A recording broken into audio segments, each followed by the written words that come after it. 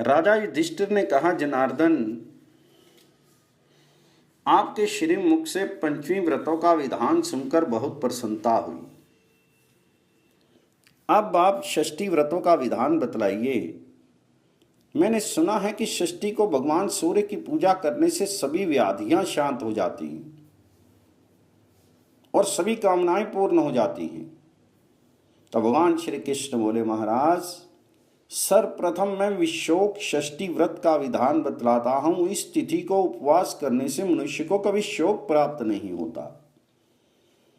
माघ मास के शुक्ल पक्ष की पंचमी को प्रभात काल में उठकर दंत धावन करें, कृष्ण तिलों से स्नान आदि द्वारा पवित्र होकर खिचड़ी का भोजन करें, रात्रि में ब्रह्मचर्य पूर्वक रहें।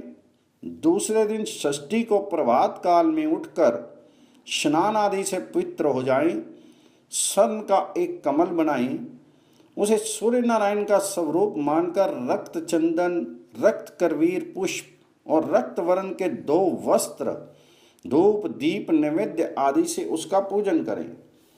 तदनंतर हाथ जोड़कर इस मंत्र से प्रार्थना करें, यथा विशोकम भवनम त्वमेव आदित्य सर्वदा तथा विशोकता में स्यात्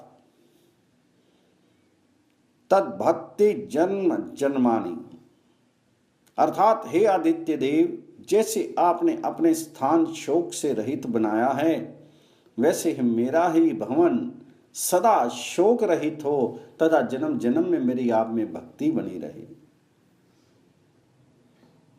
इस विधि से पूजन करके षष्ठी को ब्राह्मण भोजन कराएं, गौमूत्र का प्राशन करें, फिर गुड़ अन्न, उत्तम 2 वस्त्र और स्वर्ण ब्राह्मण को प्रदान करें।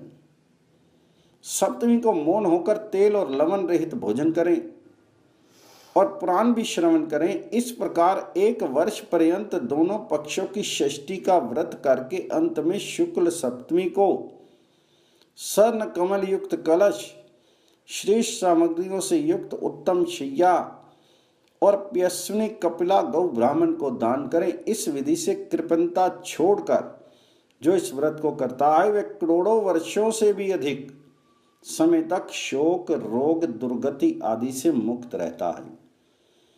यदि किसी कामना से यह व्रत किया जाए तो उसकी वह कामना अवश्य पूर्ण होती है, और यदि निष्काम होकर व्रत करे तो उसे मोक्ष की प्राप्ति होती है।